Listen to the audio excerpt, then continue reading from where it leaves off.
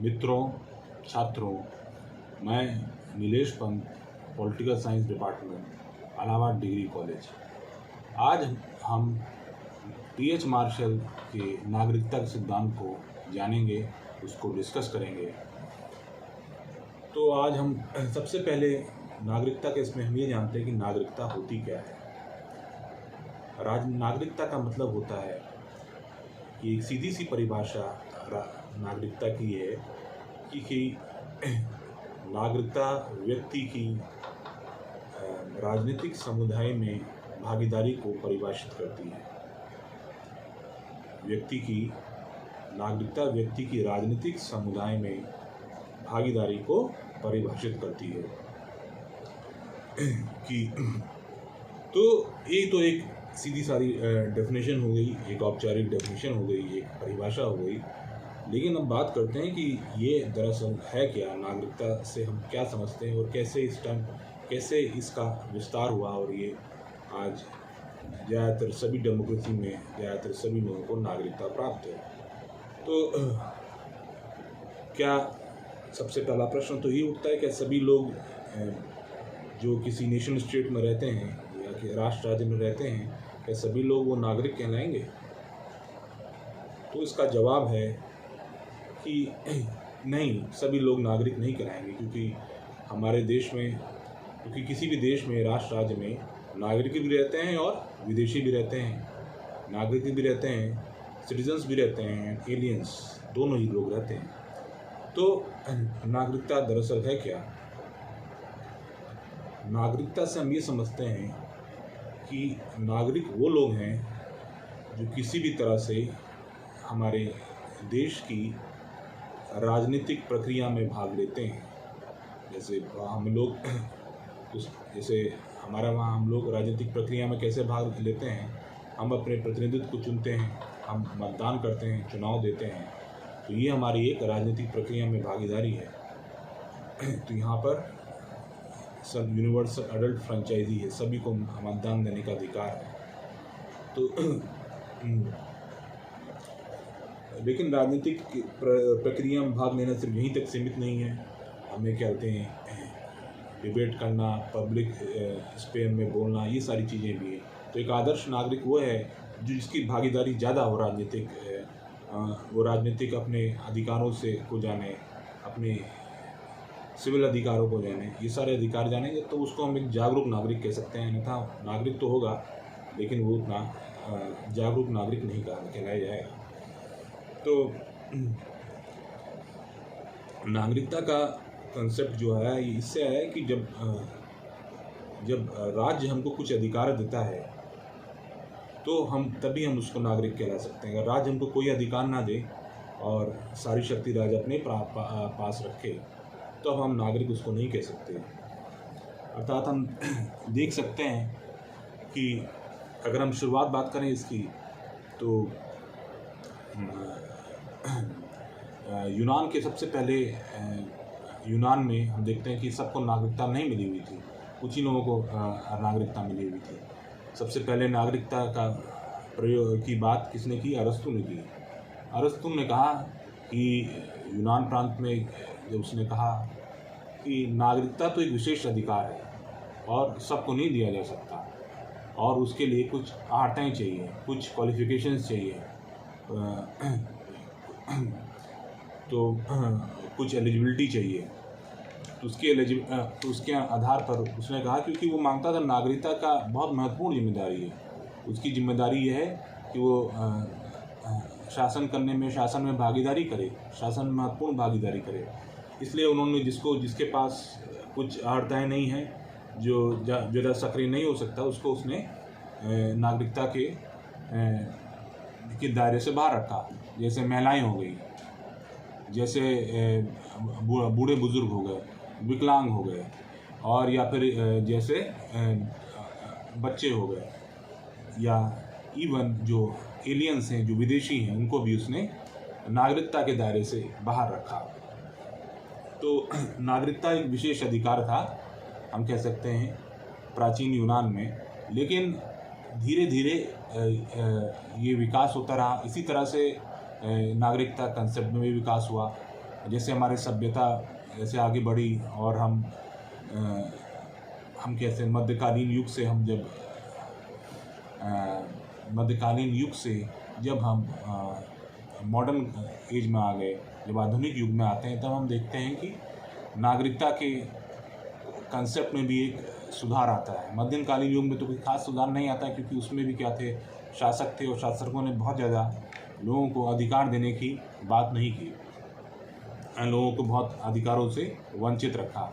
तो ये कंसेप्ट जो है, अवधारणा है, ये धीरे धीरे इसका मुख्य विकास होता है आधुनिक युग में, जब प्रबोधन के बाद जो स्थिति आती है यूरोप में, और ख़ासकर जब जो फ्रांसीसी क्रांति होती है 1789 में, उसमें 3 चीज़ें, जैसे 3 जो उसके स्लोगन थे, नारे थे, लिबर्टी, इक्वलिटी एंड फ्रेटर्निटी, स्वतंत्रता, समानता और भ्रातृत्व या बंधुत्व।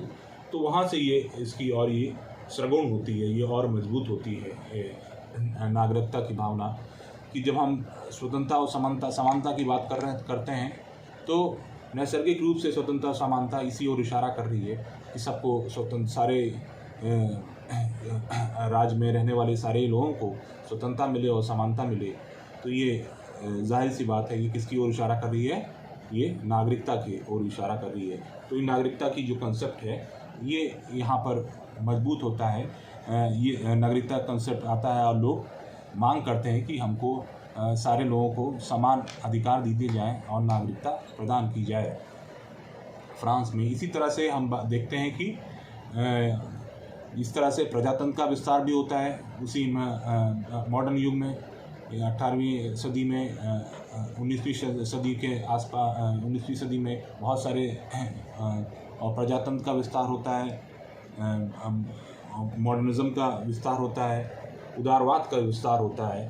तो इसमें इस तरह की जो धारणा होती है वो और सुदृढ़ होती रहती है, इसमें नागरिकता की अवधारणा। तो इसी बीच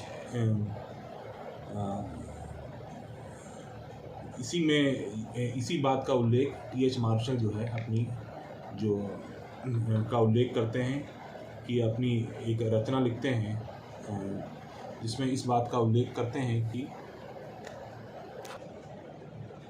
तो अपनी एक रचना लिखते हैं T H. Marshall, citizenship and social class, एक लेख लिखते हैं 1950 में, जिसमें ये वो कहते हैं कि नागरिकता को वो परिभाषित करते हैं और ये बड़ा कीर्तिमान और लैंडमार्क लेख माना जाता है नागरिकता की अवधारणा को आगे बढ़ाने के लिए। वो कहते हैं कि टी.एच. मार्शल कहते हैं कि नागरिकता तब हमें मिलती है जब 3 तरह के अधिकार की वो बात करते हैं, और तीनों अधिकार जब पूर्णता रूप से प्राप्त हो जाते हैं तब नागरिकता हमको मिलती है। तो 3 तरह के अधिकार कौन कौन से अधिकार थे? पहले वो बात करते हैं नागरिक अधिकार की, दूसरे अधिकार की बात करते हैं वो राजनीतिक अधिकार की बात करते हैं, और तीसरी बात करते हैं वो सामाजिक अधिकार की। तो ये तीनों तरह के अधिकार जब व्यक्ति को प्राप्त हो जाते हैं तो पूर्ण तरह से वो क्या हो जाते हैं, वो उसे नागरिकता मिल जाती है। और ये प्रयास था उनका। और यहाँ टी.एच. मार्शल कहते हैं कि उदारवाद का जैसे जन्म होता है, वो हर तरह की असमानता को दूर करने का प्रयास करता है, खासकर से जो असमानता पूंजीपति वर्ग और सरबराह वर्ग के बीच में हो गई थी, तो उसको समाप्त करने के लिए और लोगों को अधिकार देने के लिए, ये तीनों तरीके अधिकार देने के लिए, लोगों को ज़्यादा से ज़्यादा अधिकार देने के लिए ये अवधारणा जो है नागरिकता की अवधारणा आती है। इसमें इस बात का जिक्र है कि तीनों तरह के अधिकार लोगों को मिल जाएं, और इससे अगर ये तीनों तरीका से परिपूर्ण हो जाएगा तो व्यक्ति को नागरिक कहलाएगा। तो इसी तरह से वो आगे बात करते हैं, वो 5 तरह की आर की बात करते हैं कि नागरिकता क्या है। नागरिकता 5 तरह की आर की बात करते हैं। पहले वो बात करते हैं राइट्स की, अधिकार की। दूसरी बात करते हैं रिस्पॉन्सिबिलिटी की, मतलब जिम्मेदारी की।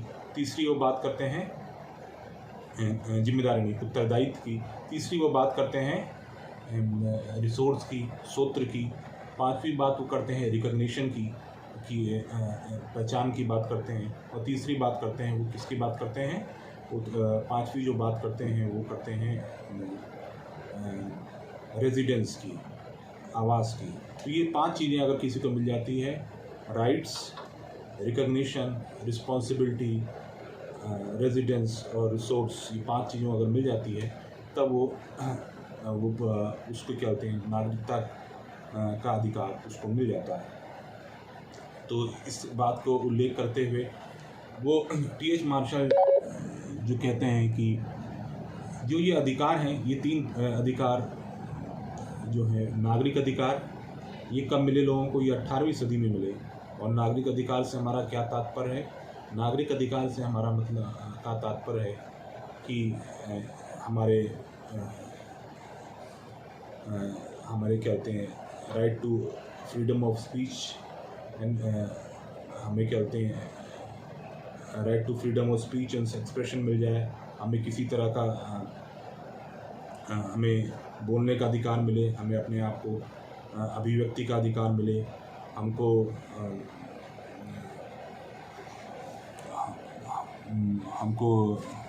किसी भी तरह का पक्षपात या भेदभाव से का अधिकार, सार्वजनिक जगह पर किसी तरह का भेदभाव ना हो, पक्षपात ना हो, इससे अधिकार मिले। और इसी तरह से हमारा भौतिक एवं मानसिक सुरक्षा हमको मिले। और हमको क्या मिले, ये सारे अधिकार जो हैं हमारे किस में आ जाएंगे, हमारे आ जाएंगे सिविल राइट्स में, नागरिक अधिकार। इसी तरह से उन्होंने कहा कि 19वीं सदी में क्या है, 19वीं सदी में बात की गई कि लोगों को राजनीतिक अधिकार की प्राप्ति हुई। राजनीतिक अधिकार से क्या हमारा तात्पर्य क्या है कि हमें मतदान देने का अधिकार, चुनाव लड़ने का अधिकार, हमें अपने न्यायालय जाने का अधिकार, हमें भी किसी तरह की हर जगह पब्लिक एम्प्लॉयमेंट में एक्सेस का अधिकार, हमको हर तरह के पब्लिक इसमें जानने का अधिकार, हमको ये सारे जो अधिकार हैं ये हमें किस में मिल गए, ये हमें क्या कहते हैं, राजनीतिक अधिकार में मिल गए। और ये राजनीतिक अधिकार भी हम देखते हैं कि 1948 में जो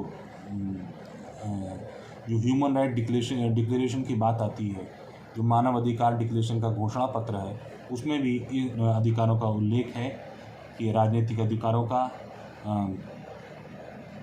कि ये सारे अधिकारों का उसमें उल्लेख है, राजनीतिक अधिकारों का। तो उसी तरह तीसरे अधिकारों की उन्होंने बात की। उन्होंने कहा कि तीसरे अधिकार कौन से हैं, सोशल राइट्स, और ये सामाजिक अधिकार की बात की। तो सामाजिक अधिकार के अंदर क्या हो जाएगा, हमारा मतलब हो जाएगा भोजन का अधिकार, मकान का अधिकार, स्वास्थ्य का अधिकार। ये जो सोशल गुड्स के जो अधिकार हैं, जो प्राइमरी सोशल गुड्स का जो डिस्ट्रीब्यूशन है, जो सरकार, जो स्टेट हमें प्राइमरी सोशल गुड को जो वितरण करता है, समाज कल्याणकारी योजना जिसके लिए बनाता है, तो वो अधिकार इसमें सम्मिलित हो जाएंगे। तो इन तीनों अधिकार को पूर्णता से प्राप्त करना ही नागरिकता है, ये बात इन्होंने कही, टी.एच. मार्शल ने अपने लेख में कही। और ये जो लेख है, ये जैसे पहले ही बताया कि बहुत बड़ा इसका लेख का उल्लेख हर जगह किया जाता है, जहाँ भी सिटीजनशिप की बात, नागरिकता की बात होती है, तो इस लेख का उल्लेख आपको हर जगह करने को मिलेगा। और इसके बिना नागरिकता का कोई भी कंसेप्ट जो है वो आगे नहीं बढ़ता है। लेकिन अब इसमें भी इसकी लेख की भी काफ़ी आलोचना हुई, क्योंकि टी.एच. मार्शल ने कहा था कि पूर्णता तीनों की प्राप्ति ज़रूरत है, तीनों को पूर्णता से प्राप्त करने तभी नागरिकता मिल सकती है, अन्यथा नागरिकता हम नहीं कह सकते उसको। तो ये भी हुआ कि इसमें काफ़ी विरोधाभास भी नज़र आ रहा था। कई लोगों ने कहा ये तो इसमें काफ़ी विरोधाभास है, और तीनों को एक साथ की प्राप्ति कैसे हो सकती है। मसलन हम अगर राइट टू अगर स्वतंत्रता की बात करेंगे, और उसी तरह उसी एक तरफ से राजनीतिक अधिकार में स्वतंत्रता की बात, नागरिक अधिकार में स्वतंत्रता की बात करेंगे, और दूसरी तरफ से हम सामाजिक अधिकार में बात करेंगे। हम स्वतंत्र सामाजिक अधिकार में बात करेंगे लोगों को स्वास्थ्य देने की और लोगों को शिक्षा देने की। तो हम देख रहे हैं अगर हमारे वहाँ से बहुत से लोग हैं जो गरीब तबके से आते हैं, जो गरीब हैं, जो अफोर्ड नहीं कर सकते, तो राज्य उनको मुफ्त शिक्षा और